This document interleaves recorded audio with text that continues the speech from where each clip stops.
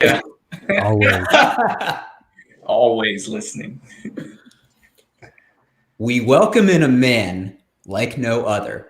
Not only did he play basketball professionally, but he's been a survivor in the acting and broadcasting industries, a champion, not only in the NBA, but in life, as he is now a successful realtor. He played for 11 seasons with 5 teams, scoring 2,222 points for his career. You must really love that number for a reason. Any crazy hairstyle you can think of, he probably had it. The most interesting man in the world might be trademarked, but he's the most fascinating guy in sports. We welcome in Samurai Scot Pollard. What is going on? Wow, that's a hell of an introduction. Thanks. I think I had 2,222 hairstyles and facial hairstyles too. For sure. Lock it up. Yeah. That's true. Never a shortage on creativity and originality. Well, Scott, we really appreciate you coming on to discuss not only your career, but the interesting life that you lead. And I want to touch on the early days, as you were born in Utah and you were one of 6 kids in a Latter-day Saint family. Mm-hmm. You followed your dad's footsteps as you played basketball at the high school, collegiate, and ultimately one-upping him by playing professionally. But starting your basketball career was at Torrey Pines High School in San Diego, before you eventually played your senior year, and I know I'm going to butcher this, at Kamiakin. Did I say it right? Kamiakin. Ah, so close. High school in Washington to finish out your career. And your success didn't go unnoticed, as you were a high school All-American in 1993. And I know Brad wants to touch on the recruiting process. I did. So the recruiting period for a highly touted high school prospect has always been something that fascinates me. And because so many schools have to figure out a way to make their school most attractive without getting caught breaking any rules. Also, growing up Mormon, I imagine you didn't have the same hierarchy of values most 18-year-old boys have. So I have to ask, what kind of stuff were schools throwing at you and your family? Well, I think if I remember correctly, I was the 33rd ranked player, not by position, just overall player in the country coming out. So I had my pick of schools, and the youngest of 6, as you guys mentioned, all 5 of my siblings, including my sister, had been recruited to play Division I, and all of them did play Division I, except for my sister, who chose not to go. She was recruited to play volleyball and basketball at BYU, and just decided not to. But I got recruited to play volleyball as well. I was San Diego Player of the Year in volleyball, and a couple of the California schools wanted me to come play volleyball and tried to add that to, maybe that's what you'd want to come play at our school. You know, we'll let you play volleyball too. But I knew there was no money in volleyball for me at the time. I'm thinking, man, I got a 30-inch vertical. I'm 235, 240. If I could stay at this weight, maybe, but most likely I'm going to be a lot better chance of going to the University of Kansas, learn how to be a professional. But I can tell you there were a lot of promises out there. I didn't know this one until I was retired from the NBA in 2008. Being from San Diego, my sister was living in La Jolla at the time, which is another beach community down in San Diego area. And I was getting recruited to UCLA. I really wanted to go to UCLA. It's close to home. It was a good program. It is a good program. But I guess, again, unbeknownst to me, until literally my sister didn't tell me until I was retired, that one of the assistant coaches at UCLA said, hey, here's a $2 million shopping budget for houses. And we'll get you a job for, I think it was like 150 or 200 grand a year. Now, this is 1993. And wow. A $2 million, let me just tell you, if you don't know much about the market out there, if you had a $2 million house in La Jolla in 1993, in 2020, that same house is probably worth $30 million. Power of inflation right there. But it's a big number. And my sister never even told me that, because she didn't want me to pick a school based on something that was being given to her, which technically is being given to me too. But at the same time, she didn't want to steer my decision. That could have set her up for life easily. And she could have just said, hey, go to UCLA. I took a trip to BYU because my mom wanted me to for the Mormon thing. Yeah. Unfortunately, my dad passed away right as my recruiting was really getting serious, so I didn't have him to lean on and his experience to lean on. But as I said, all five of my siblings had been recruited, so I had heard a lot of the promises before and knew to see through some of the bullshit that goes on. I scheduled a trip to LSU because at the time, the coach there, they called him the preacher man, Dale Brown. He coached Shaq, and he was telling me on the phone, he's like, "You're going to be the next Shaquille O'Neal." And I was like, "That's right." Yeah. I was smart enough to know I was not going to be the next Shaquille O'Neal. But he was saying stuff like that. And also the word on the street was he was offering a lot of money for certain players. And I just wanted to go in person and hear what he would offer me. But unfortunately, it was never a realistic thing for me. I was never going to go to LSU. And after I went to the University of Arizona on my trip, I verbally committed there. As you said, Brad, I was raised Mormon, so I had some different values than some of the other guys being recruited. But the guys at Arizona took me to a party, and I really liked the way most of those did parties. So I really wanted to go to the University of Arizona. I liked long black hair, and there was a lot of girls there with long black hair. My wife has long black hair. You might have seen her on the interwebs if you look at my Twitter page or her Twitter page. So that was a thing that became very real for me. Also a great program, closer to home. Really wanted to go to the University of Arizona. I loved Lute Olson, and really thought that was going to be a good fit for me. But ultimately, then I went to the University of Kansas on my recruiting trip there. Didn't plan on being that far east. Didn't even really consider anybody east of there. Although I was recruited by Duke, not North Carolina, because at the time Dean Smith and Roy Williams had kind of a deal going. They didn't go after the same players. And so sounds like you're hustling backwards, man. You should have taken the money. There's a lot of different ways I could have taken the money, but I took a recruiting trip. That recruiting trip to BYU, they took me horseback riding. Oh man! I was like, "Oops, you missed the mark there." A little different than how Arizona gets down, huh? That was the last time I went horseback riding. It was the first time I went horseback riding. It was the last time I went horseback riding. It's not my thing, you know. I just don't. I don't go skydiving either. I don't trust other things with my life. So. That's very true. And Scott, I can't blame you for the brunette women at Arizona. That would certainly attract me as well if I was an athlete. But I think you made the right decision, because going to Kansas, that was the beginning of your career and your road to stardom, because you left your mark. Not only did you finish with a degree in education, but you left your mark there on the basketball court, finishing 4th in rebounds and 2nd in block shots. Kansas is a pretty prestigious program, so your name is going to be in the history books forever there. And I know Brad wanted to touch on kind of your emotions transitioning from college and eventually getting drafted. Yeah, I'm curious, being at one of the Blue Bloods and having a great career there, what kind of emotions were you going through as you finished your career there? And did you know you were a highly touted NBA prospect? Did you feel any stress or pressure around making it to the league? Where was your head at that time? Well, I played with NBA prospects throughout my career, so there was always NBA scouts in the stands. And my senior year, there was one time when Roy pulled me aside. He said, "I just want you to know, these guys are here for you today." And so that was the first time, my senior year, that I knew there was NBA scouts in the stands that were actually there to look at me and not look at my teammates, because I was playing with, I can go down the list of all the players I played with that were in the NBA. And guys we played against in the Big 12, or it was the Big 8 most of my career, and my senior year was the Big 12. But so that was cool, and it was a different feeling. I was still planning on graduating, and I was just a few credits shy of a master's. Actually, if I had done my student teaching for the next semester, which obviously I was in the NBA at this point, but had I not gotten drafted, I would just had to do student teaching. I would have had a master's in education and become a high school history and social studies teacher, and that was just fine with me. I planned on being in Kansas and enjoying that life, but the damn NBA got in the way of my plans of becoming a high school teacher. And I'm happy to say that it was a cool experience. It was a fun experience, nerve-wracking for sure, Brad. The emotions of am I going to be a first-round pick? I was picked late first round, early second round.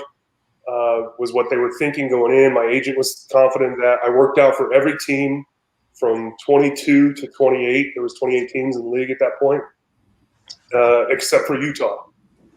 And I met with the GM of Utah at a camp in Phoenix for seniors, all-stars and stuff. And he was like, Jerry Sloan loves you. We love you. You're from here. It's a perfect fit. And I said, I love Jerry Sloan. I would love to play for Jerry Sloan. I think you guys have a first-class organization, but you don't understand me. And they're like, what? This is great. I said, my personal life in Utah would be a mess. I could fill that arena every home game with family and still piss off family. I'm in the entire state, guys. I'm sorry. There's no way that I'm going to go live in Utah and have to deal with that. I would have to hire someone just to manage the ticket requests every single home game. I said, I don't need that stress in my world. So that was the one team I didn't work out for. I wasn't trying to be egotistical. I was just being realistic that was just not a possibility. And so there was a weird emotion, because it wasn't like I was trying to big time them and be like, oh, I'm not playing in Utah because I'm too good for that. I knew my personal life would be really difficult for me to focus on being a professional athlete. I just wouldn't have the energy to do both very well. So the emotions were crazy. And as the draft was going on, I was in Vegas. And because back then the draft wasn't as big a deal as it is now, it wasn't even on national TV. So I had to go to the sports book in Vegas to watch it. And they started showing clips. We have no volume because there's a billion TVs in the sports book.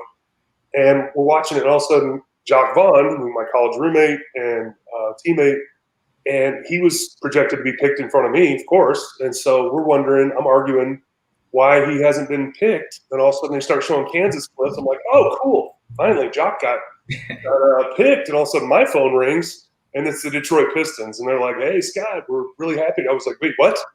I was expecting – So that's when I got kicked out of the sports book. They sent me out because you can't have a phone, or you couldn't in 1674 when I was in the sports book. They kicked me out, and I was on the phone with them, and I was on the plane the next day. So just a real true roller coaster of emotions, from not knowing if I was going to be picked to getting picked in the first round versus the second round, getting picked earlier than I was projected. But I can go on for days, but a quick side story about that. Like I said, I worked out 22, 23, 24, 25, 26, and 28.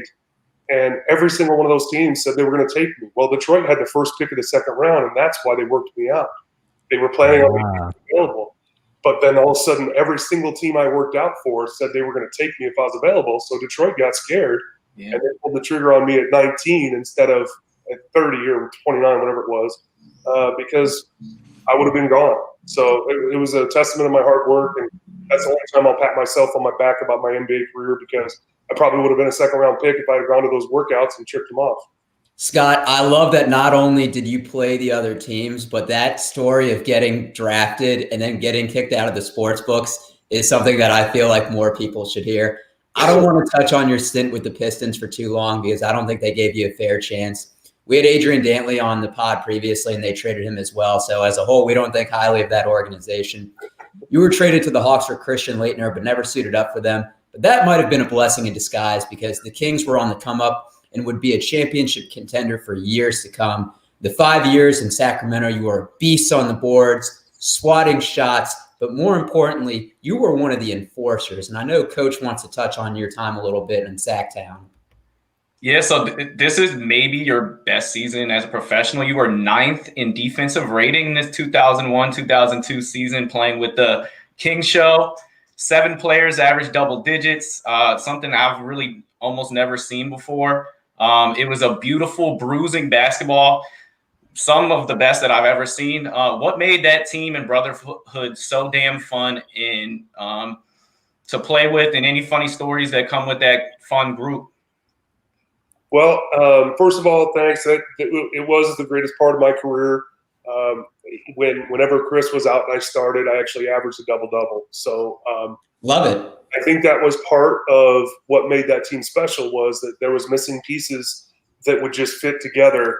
When we'd lose somebody, we came together and we upped our status and our statistical performance to make up for the loss of an all-star like Chris Webber, or when Vlade was out. There was times where Vlade shouldn't have been there, His family was going through the war in Serbia, in his homeland, and there were times we could tell he walked in and he hadn't slept because he was on the phone just seeing if his family was alive. So as one of the leaders of the team, I mean, that's just an example. The guy just showed up every day, and there was times we were like, dude, Vlade, take a day. Go to sleep, and he would just fire up a cigarette and be like, I'm good. Flick it out. Let's go practice. But it was a camaraderie in a very, very weird way because professional organizations aren't typically like that. None of my other teams I was ever on were that close. It was definitely a brotherhood that formed because of I really can't name it. I mean, the organization was great. The Maloofs were new owners. They were willing to spend money and get out of the way and let the basketball people do basketball things. Petrie was great. Him and Rick Adelman, our head coach, had a wonderful relationship from their days in Portland, playing together as teammates. And Rick really knew how to let the players play. He's a player's coach.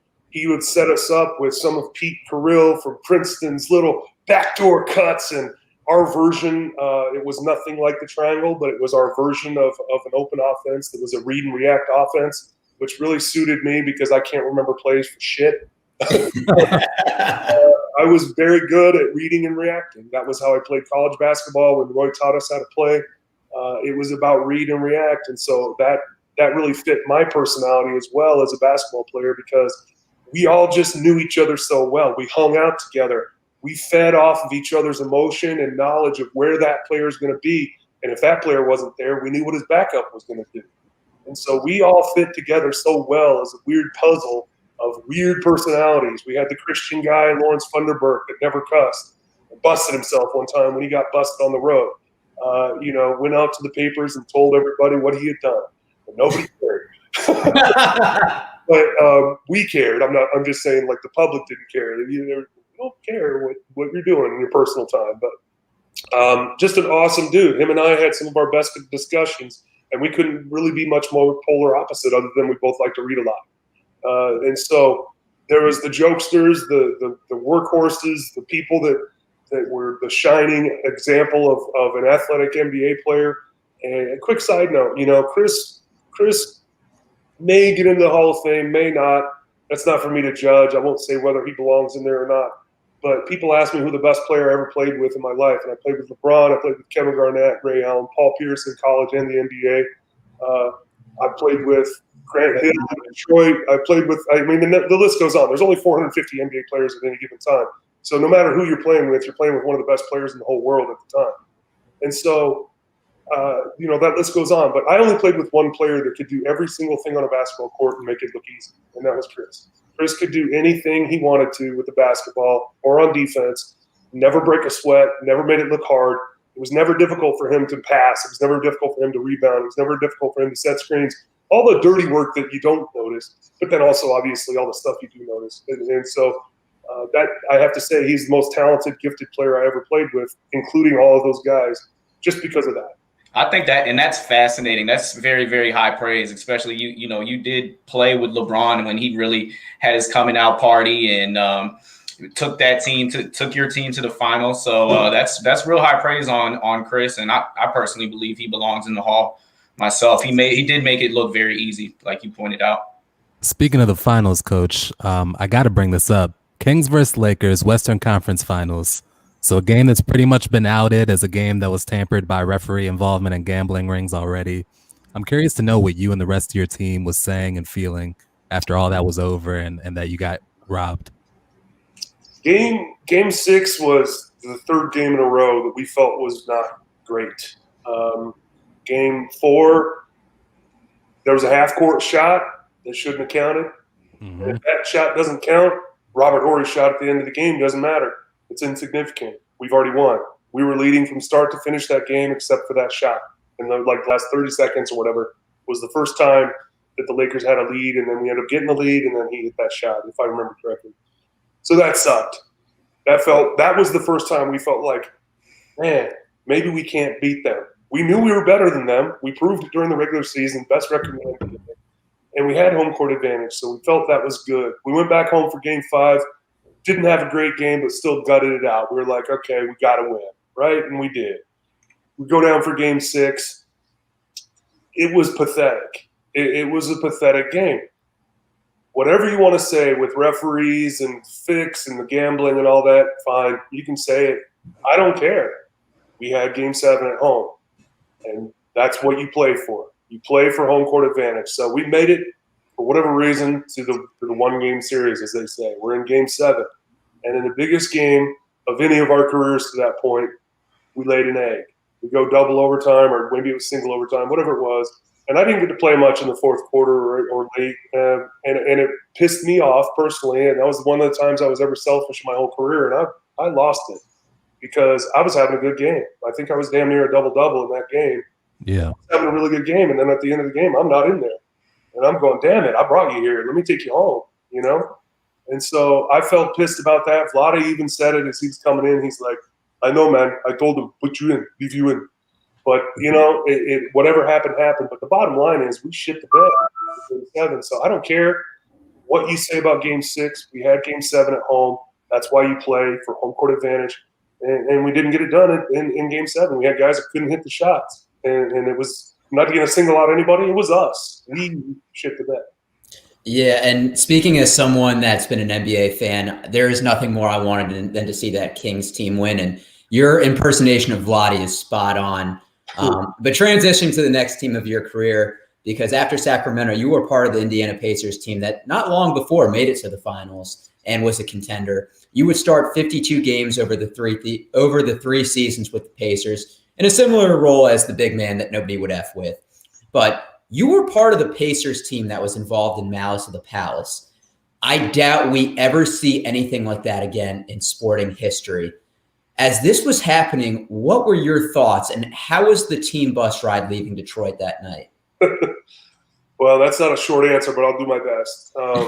First of all, I hope we never see anything like that in sports again. I think that was probably the worst thing that's ever happened in the NBA. That's been on TV. Now, I know there's been fights before, but when they weren't on TV, there was fights a lot. A lot of the coaches I played for were players in the NBA, and they're like, we had fights all the time. Guys drank beer at halftime. Of course they're going to get in fights. So, you know, there's a long history of that, but hopefully that goes away with TV and exposure and all that. But fast forward to what it felt like to be a part of it. I had been suspended a game earlier in my career as a King in Orlando when I was out of the game, and Tracy McGrady and Bobby Jackson got in a fight on the other end of the court. They were in the game. They were arguing, scuffle. Bench is clear. I step on the court to get a better view and then go, oh, yeah. And I step back. I got suspended the next night in Miami. Oh, my gosh. Go to the arena. Vlade got suspended too. Now, he ran all the way down the baseline to grab Hito and drag him back to the bench because the game was over. It was out of hand. We were on the bench because the game was over. We won. So Vlade and I are the only ones that get suspended. We go to this bar the next night.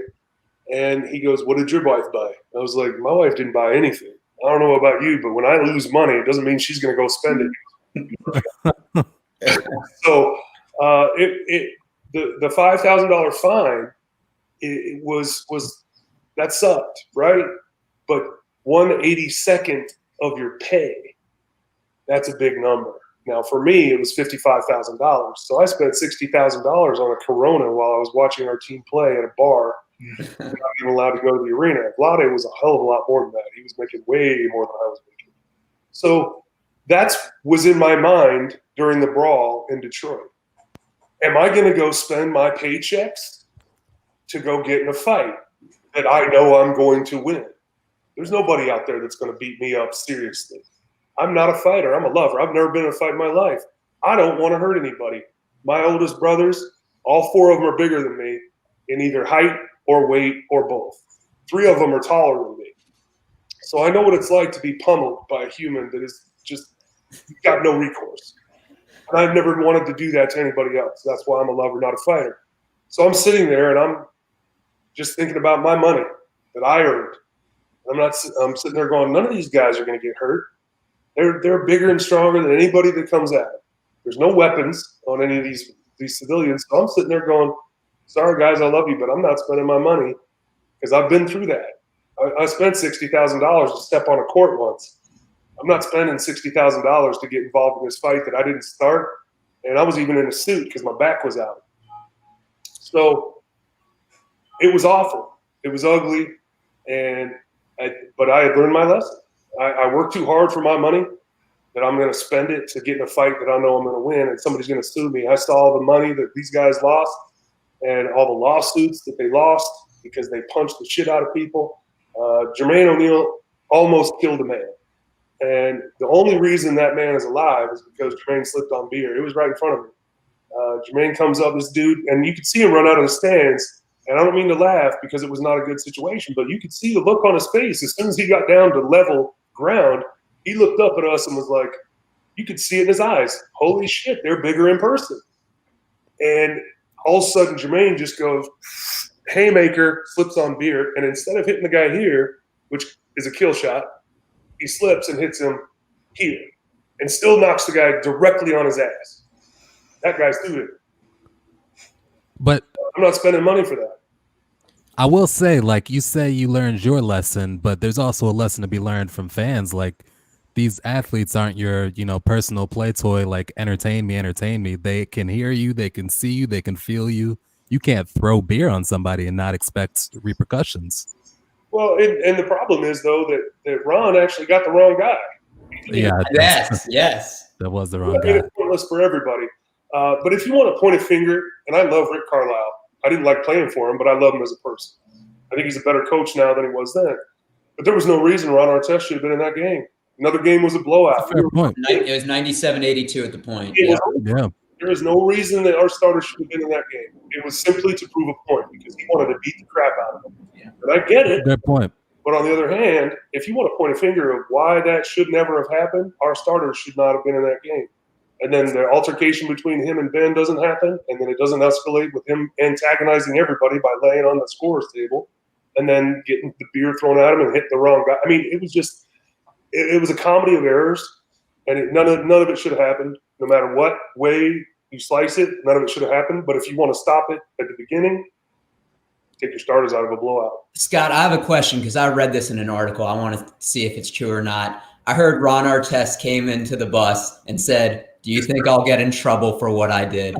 It was actually after the coaches and players were fighting in our locker room with each other. Mm-hmm. And finally we got it calmed down and everybody was sitting down in the locker room and it gets quiet. And that's when Ronnie piped up and goes, "Y'all think we're going to get in trouble for this?" Yeah, Ron. Yeah. Throughout the whole season. Well, I want to sway away from that and touch on something a little bit more positive. But I do have to say, Scott, you are such the bigger man physically and literally. Just to finish out your playing career, you played a couple more seasons, one each with the Cavaliers and then the Celtics, before retiring at the end of the 2007, 2008 season.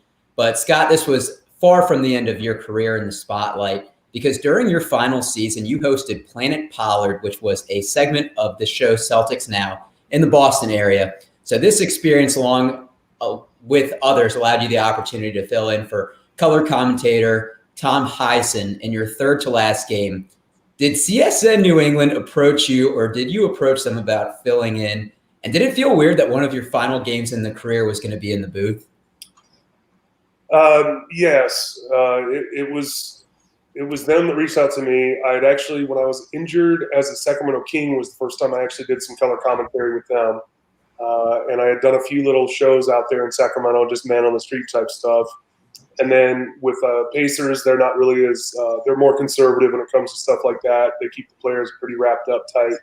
Not a lot of publicity and public interactions other than just team events. Nothing against them, just that's how they roll. Cleveland, kind of the same way. LeBron was the show. Whatever LeBron wanted to do, LeBron did, and they support it, as they should. And then in Boston, they were a little bit more out there. They're like, "Hey, man, your career's over with us." I had both my ankles. Had surgery on both of them, so my career was over.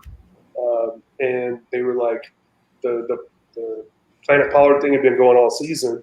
And they're like, "Hey, man, Tommy's not feeling well. Do you want to step in?" I said, "Sure." So it kind of worked out like that. They knew I had a history of being in front of the camera, and I'm not shy about putting my opinion out there or saying, what's on my mind. But those Planet Pollards were a lot of fun, man. I got to go see Boston in a whole new way and learn a whole lot about the city. It was really cool. I got to go see some historical monuments. I got to go to made some gnocchi at a local restaurant with the chef. I went to Mike's Pastries, which is a landmark. If you ever get to Boston, go there. Got to make some cannolis with them. And so I thought that was so much fun because it kind of tapped into my leanings of how I love history. And Boston is one of our oldest cities. And I learned a lot about the city itself by doing that. So I thought I got a whole lot more out of those Planet Pollard episodes than they got from me. But it was my favorite place to play in the NBA. My favorite place to live was Boston. I'm making sure I add that to my queue. Scott, before we transition to your next part of your career, not just in the NBA, do you know what your career high was? In the NBA, I think it was 23. Okay, that's good. But do you know against who? I'll be really impressed. I think it was a blowout against the Warriors. They were our whipping boys. You are good. You did score 23 against the Warriors on April 16th, 2002. So I knew the Toronto game because there was a Toronto triple overtime game. I think I had 22 or something like that. I beat them up too. I'm curious. You mentioned a little bit about how the role that injuries have played in your career. The way modern medicine is right now and the money that these guys spend taking care of their bodies today, do you think you might have had a different career trajectory today with the way the trainers are doing things today? Or do you think it would have been the same thing? It's just kind of, genetics, how the cookie crumbles type things? I can't answer that. I don't know. I'd love to know. I'd love to find out because the paychecks now are bigger than they ever were. And now, I know how Bill Walton felt when I signed a 6-year deal. Yeah, right. You see Shaq talking down on any center that it's exactly. So I would love to see if medicine would have helped me have a longer career. But one of my worst injuries, I fractured my sacrum. Oh, and they don't know how. They were like, well, you take a lot of charges, you fall on it, but it was a stress fracture, and those come from overuse. So that's just me being a big guy that runs a lot, jumps a lot.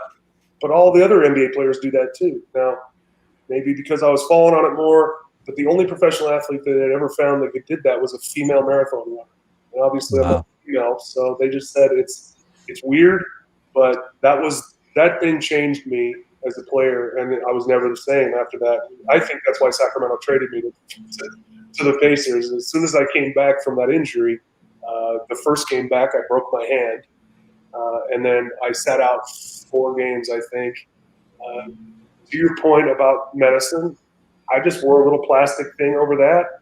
It didn't hurt me from playing. I shoot free throws right-handed, but I'm left-handed. So it really didn't affect the way I play. I just had this little brace. So when I shot free throws, I just shot with these fingers instead of all 4 of the digits. And it didn't affect the way I played much. Would I have sat out more in today's NBA? Maybe they wouldn't have let me play because my hand was still broken when I came back. But it would be interesting to know and interesting to find out because, I think 11 years, as long as that is, and I feel blessed to have played that long. I saw a lot of guys I played with that played a hell of a lot longer than that. Vince, Tim Duncan, those guys did 20 years. If I could have gotten 15, I'd have been really happy. But 10 was the goal, and I got 11. So I exceeded my own expectations as a kid and my goals. I'm a believer that things happen for a reason. And you had a great playing career and a seamless transition to what it seemed into broadcasting. You joined NBA TV in 2009, and you'd ultimately be part of the Indiana Pacers radio crew in 2014. In between then, you played Axeman in the horror film Axeman at Cutter's Creek, and another role in the film Jayhawkers. But Scott, I want to talk a little bit about your time on Survivor. You finished in 9th place, which I'm sure is better than any of us could do. And both the NBA and Survivor are entertainment spectacles to some extent. I know there's something that Coach wanted to ask you about your experience on there. Yeah, who inspired you? Who is your favorite Survivor member? Because I know it's kind of like a family. You mean on my cast? No, in general. Like, who's your go-to? This Survivor was my favorite and helped inspire me. I don't want to pop your bubble, but they recruited me to be on the show I had never watched. Wow. There we go. Clearly, they contacted me in 2011 the first time, and I couldn't do it. There was personal reasons. I just couldn't leave. But when they contacted me in 2014, married to my current wife, my last wife, and she was like, Go. Just wish I could go with you. And so I was on from when they contacted me. A couple days later, I was in LA, and they told me which seasons to watch so I could familiarize myself with trying to figure out a strategy of how to play, what the game is about. I'd never watched it really. I'd heard of it, but I'd never really watched it. So I'm sorry, I don't have an answer to that. But they did a good job of teaching me how to play, because I ended up getting 8th place, not 9th. Yeah, okay. Would you ever consider doing reality TV again if it was a competition thing? Because I know you like winning. I mean, you won 85% of your games at Kansas, 115, and you only missed the playoffs once, and that was for Detroit that rookie year. So, I mean, you encompass winning on the court, but also in life. Would that be something that you would consider? I was actually contacted to go on The Amazing Race 2 years ago. They were having survivors and Big Brother contestants. It was one of those mishmash, whatever you want to call it. And unfortunately, I kind of went diva on them. I made too many demands. It's a long way. It's a long time of being away from your family, and knowing what I had known from Survivor and how they deal with things. I had some things planned that month that I was going to be gone filming, and I could have missed them, but they were family things that I really wanted to be a part of. And I just said, hey, if I get voted out, can I go home? I promise I won't tell anybody. You know how I am. I had to wait almost a whole year from filming, finishing to when our episode or our season aired for Survivor. So I said, you guys know how I do it. You're not worried about me saying anything. They didn't call me back. I love it. Going out on your terms. We were talking with Scot Pollard, 11-year NBA vet, businessman extraordinaire, never short of entertainment. Scott, we like to get our guests out of here on a little rapid fire, some 10 questions, this or that. Are you game? Let's do it. All right. I promise some of these you probably haven't been asked before. So the first one, talking about your hairstyle.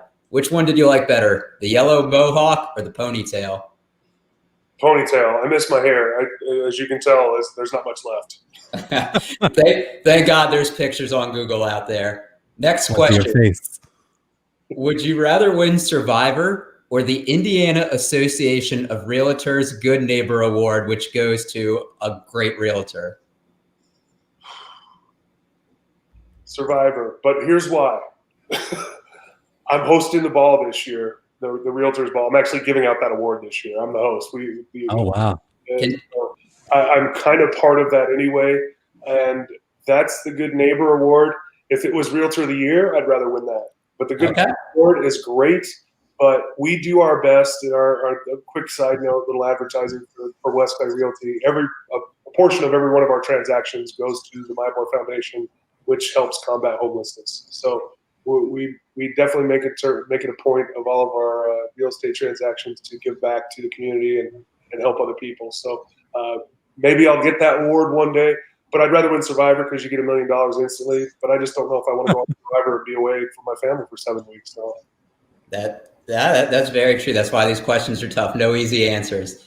Next one, pineapple on pizza, yes or no? Oh, yes. I'm sorry. My wife's half Italian, but it's ham and pineapple. That's one of my favorites. All right. Yeah, and that's good news to us. We're all pineapple on pizza fans as well. Would you rather step on a Lego or stub your toe on the corner of the bed? Step on a Lego. Typically when I stub my toes, I break them. Oh, gosh. I'm too heavy. So, yeah, I'll step on a Lego. It's short. Yeah. Hopefully you don't have to do both at any point. Would you rather never get stuck in traffic again or never be cold? Never be cold.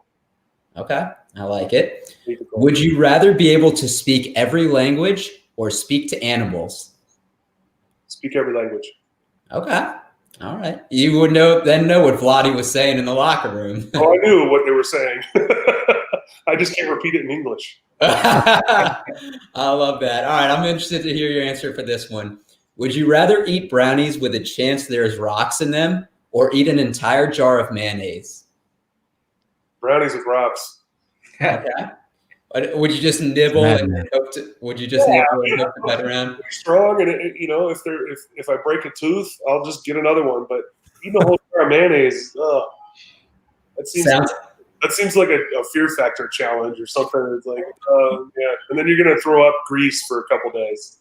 Yeah, that's certainly a true point. I didn't think about that.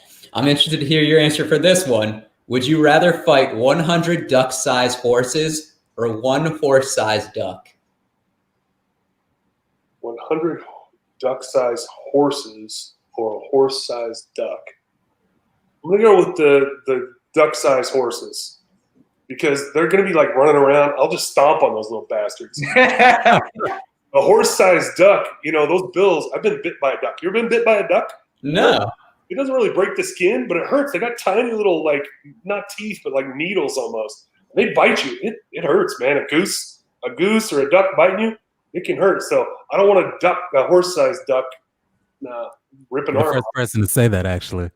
Yeah, I like that answer. I would have you over the 100 duck-sized horses by a wide margin. Just a couple left. Would you rather every shirt you own be kind of itchy or only be able to use one-ply toilet paper? Oh, damn it. Well, I'm going to go with the one-ply toilet paper because I have a bidet. Okay. Nice. All right. Last one. You were 0 for 2 for three-pointers in your career, so obviously not a large sample size. I read that you liked, having the others take the opportunities to shoot, so very selfishness of you right there. I give you one shot uncontested right now. Are you making it? A 3? Uh-huh. Absolutely. Okay. I love it. Don't misunderstand. Now, those 2 that I shot in the NBA were last-second, like, heaves. So, yeah. I didn't like, hey, swing it and shoot. They were last-second shots. But also, I am the all-time three-point percentage leader in the history of the University of Kansas. Wow. Did not know that. 1 for 1? I shot one my last home game, senior night. I shot and made the only three-pointer I ever took. That's clutch. Yes, I would absolutely make it right now. Okay. I love to hear that. Scott, thank you so much for joining us. It was a pleasure talking with you. Before we exit out of here, was there anything that you wanted to plug to our audience? I know that you're working in real estate right now, but anywhere where they can find you and the work that you're doing? Yeah, our website is westclayrealtors.com. Actually, our website just got put up, so it's new. And I actually did my own podcast to kind of educate buyers and sellers on little tips and tricks to get your home ready for sale or to pick out an agent. And so my partner and I did that. We interviewed some people that we work with regularly to kind of educate people. But we've got a Twitter page. It's West Clay Realty. We've got Facebook. Instagram. That's West Clay Realty as well. But our website is West Clay Realtors. And we're here in Carmel, Indiana. We service the entire Indianapolis metro area. We focus on the north side. We focus on our village because it's where we live and it's where we work. So if you're in Indiana, give me a ring. My number's out there. Yeah, and if you want to follow Scott personally on social media, you can find him on Twitter at Scot Pollard 31 and on Instagram at Scott P31. Make sure to give him a follow. 1 T on both of those. Yep, that's right. Everybody, thank you for listening, and we will talk to you next time. Thanks for having me on, guys. It was fun.